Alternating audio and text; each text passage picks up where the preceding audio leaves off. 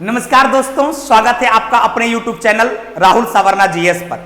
दोस्तों, आज हम उस टॉपिक फिजिक्स का लेकर आए हैं जिस टॉपिक में बच्चे को कंफ्यूजन बहुत होता है कि कौन 10 का पॉजिटिव घात होगा और कौन 10 का नेगेटिव घात होगा। क्योंकि पावर ऑफ 10 का मतलब होता है 10 के पॉजिटिव और नेगेटिव घात। तो यहां पर आप देख रहे होंगे ये सारा 10 के पॉजिटिव घात है और जो डाटा 10 के पॉजिटिव घात में आप देख रहे हैं सेम टू सेम यही डाटा 10 के निगेटिव घात में भी होता है। और बच्चे काफी परेशान हैं यार, समझो इस टॉपिक में। कभी इसका पॉजिटिव वाला निगेटिव में घुस जाता है और निगेटिव वाला पॉजिटिव में घुस जाता है।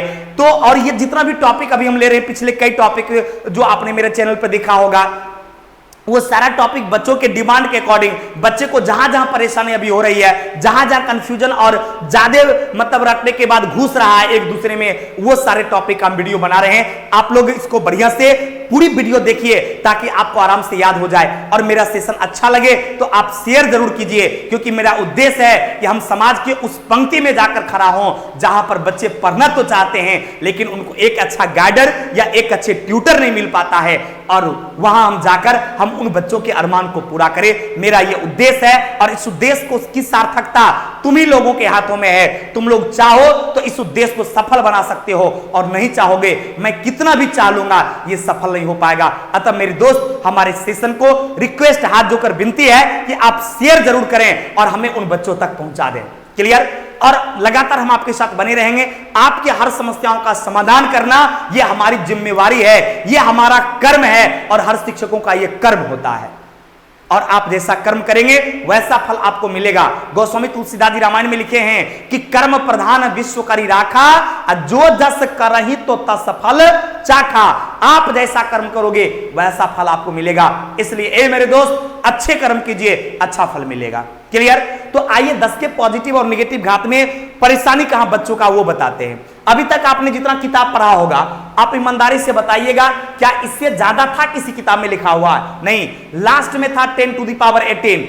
कोई भी किताब कहता है कि अपडेट किताब निकाले हैं, आप देखिएगा जो कहते हैं कि अपडेट किताब निकाले हैं, उनके किताब में भी 10 टू द पावर 18 तक लिखा हुआ है। लेकिन इस बार एनटीपीसी का जाकर क्वेश्चन देखिएगा, इस बार एनटीपीसी में क्वेश्चन पूछा गया था जेटा के बारे में और योटा के बारे में, और एक क्वेश्चन बच्चे का गलत हुआ, मतलब बच्चे का कैरियर पानी में चला गया। ये 30 साल, 32 साल, 35 साल जो बच्चे ने अपने करियर के लिए झोंका था, ये एक क्वेश्चन उसके रिजल्ट को रोक दिया मेरे दोस्त। क्योंकि ये कंपटीशन है, यदि आपको एक नंबर कम आ जाएगा तो आपकी जिंदगी चली जाएगी।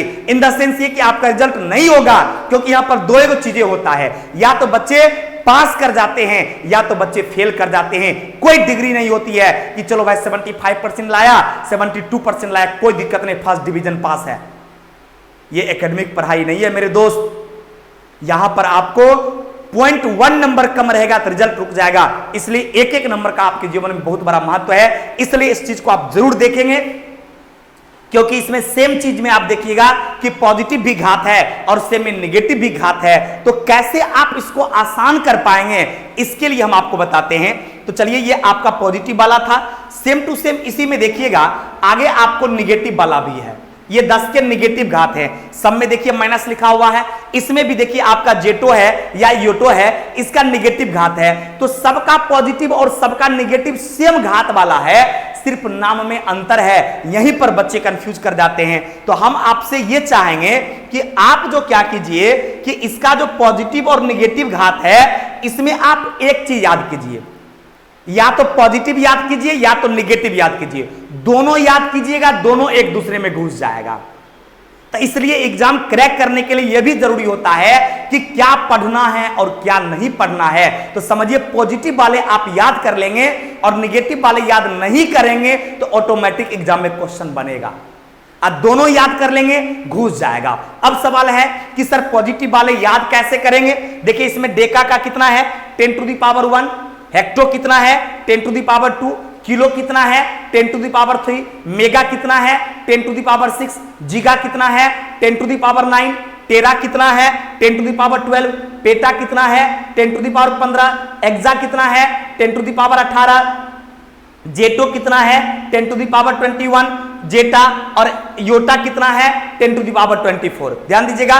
और यही जेटा और योटा के बारे में आपसे एग्जाम में क्वेश्चन पूछा था, एनटीपीसी मेंस का क्वेश्चन। कोई बच्चा एग्जाम दिया होगा तो पूछिएगा, और एक बच्चे से यदि क्वेश्चन ये नहीं बना होगा तो समझिए उसका रिजल्ट नहीं हो पाएगा। एक एक क्वेश्चन समझिए बच्चे के लिए रामबाण साबित होता है, और एक नंबर से बच्चे लाखों बच्चे से पीछे चले जाते हैं। इसलिए मेरे दोस्त ये 10 का जो पॉजिटिव घात है, इसमें किसका किसका वैल्यू पॉजिटिव में होगा, मेन आपको ये याद रखना है। और इसको याद रखने के लिए अभी हम आपको एक छोटा सा स्टेटमेंट कह सकते हैं, ट्रिक कह सकते हैं, वो ट्रिक लिखने जा रहे हैं जिससे आपको आसानी से याद हो जाएगा।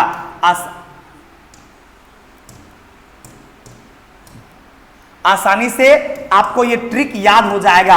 वो ट्रिक क्या जानते हैं? डाह कमजी पॉजिटिव सोचो। ध्यान दीजिएगा, डाह कमजी पॉजिटिव, डाह कमजी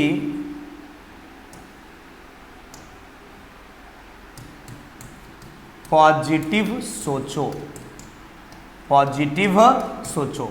ध्यान दीजिएगा, ये स्टेटमेंट नॉर्मल स्टेटमेंट है। डाह कमजी, डाह मतलब समझते हैं जलन, लोगों को दूसरे से जलन नहीं होनी चाहिए, वही कहता है डाह कमजी पॉजिटिव सोचो, यानी दूसरे के बारे में अच्छा सोचना चाहिए, पॉजिटिव सोचना चाहिए। वही अब इसी में क्या है, ड से क्या हो गया डेका, डेका का वैल्यू क्या होता है 10 to the power 1। Hecto, hecto का मतलब क्या होता है 10 टू द पावर 2। के से क्या हो गया किलो, किलो का मतलब क्या 10 टू द पावर 3। एम से क्या हो गया मेगा, मेगा का मतलब क्या होता है 10 टू द पावर 6। जी का मतलब क्या होता है जीगा, जीगा का मतलब क्या होता है 10 टू द पावर 9। टी से क्या होता है टेरा, टेरा का मतलब क्या होता है 10 टू द पावर 12। टेरा का मतलब क्या होता है 10 टू द पावर 12। तो इस तरह से डाह कमजी पॉजिटिव सोचो में जितना भी समझिए आपको 10 के घात वाला वर्ड आता है, ये टोटल का टोटल मान क्या होगा पॉजिटिव। डाह कमजी पॉजिटिव सोचो, डाह कमजी पॉजिटिव सोचो। तो क्या क्या deca 10 to the power 1, hecto 10 to the power 2, kilo 10 to the power 3, mega 10 to the power 6, giga 10 to the power 9, tera 10 to the power 12, peta 10 to the power 15, exa 10 to the power 18, zetta 10 to the power zetta 10 to power 21 और Yotta 10 to power 24। ये total positive घात वाला है। तो अभी आपने देखा कि 10 के जितने भी पॉजिटिव घात थे वो आपके सामने है, और एक स्टेटमेंट था डाह कमजी पॉजिटिव सोचो, डाह कमजी पॉजिटिव सोचो, यानी deca 10 to the power 1, deca 10 to the power 1, deca का क्या हो गया 10 to the power 1, hecto 10 to the power 2, kilo 10 to the power 3, mega 10 to the power 6, giga 10 to the power 9, tera 10 to the power 12, peta 10 to the power 15, exa 10 to the power 18, zetta 10 to the power 21, yotta 10 to the power 24। ये चारों का चारों जो है ऊपर वाला, ये exam में कई बार पूछा गया है, क्योंकि 1 2 3 4 वाला मैक्सिमम बच्चों को याद रहता है, और ये ऊपर वाला जो चारों है इसमें बच्चे कंफ्यूज कर जाते हैं। तो याद रखिएगा 10 के पॉजिटिव घात में डाह कमजी पॉजिटिव सोचो, डाह कमजी पॉजिटिव सोचो।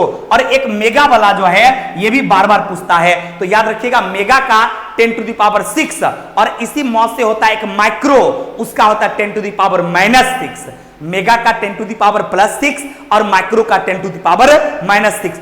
यदि आपको ये पॉजिटिव वाला याद हो गया होगा तो इसी सब में खाली निगेटिव बोल देना है, तो वो सब निगेटिव वाला का हो जाएगा, वो आपको याद ही नहीं करना है। हम पहले आपको बता दिए थे कि सिर्फ पॉजिटिव याद कीजिएगा, निगेटिव को छोड़ दीजिएगा तो एग्जाम में क्वेश्चन बन जाएगा। दोनों याद कीजिएगा, एक दूसरे में घुसेगा, कंफ्यूजन होगा। फिर भी एक बार हम लोग देख लेते हैं। डेसी 10 टू द पावर -1, उसमें डेका था, वो सब आकारांत था, इकारांत है, निगेटिव वाला है। Deci 10 to the power 1, centi 10 to the power -2, milli 10 to the power -3, micro 10 to the power -6। वहां पर मेगा था, यहां माइक्रो है। मेगा 10 टू द पावर 6 और माइक्रो 10 टू द पावर -6। ये nano 10 to the power -9, pico 10⁻15, उसके बाद femto 10⁻15, auto 10⁻18, जेटो 10⁻21, इयोटो 10⁻24। तो ये लास्ट का चारों जो है ये आपसे एग्जाम में पूछा गया है और बार बार पूछा जाता है, इसलिए मेरे दोस्त इसको आप अच्छे तरीका से पॉजिटिव वाले को एकदम याद कर लीजिएगा। डा कमजी पॉजिटिव सोचो, डेका, हेक्टो, किलो, मेगा, जीगा, टेरा, पेटा, एक्सा, जेटा, योटा, ये सबका पॉजिटिव। अब बाद में इधर जो बच गया उस सबका क्या होगा, नेगेटिव। यदि याद हो गया होगा तो इस सेशन को शेयर जरूर कर देना। Thank you very much. फिर मिलते हैं अगले क्लास में। उम्मीद करते हैं आपको याद हो गया होगा। Thank you.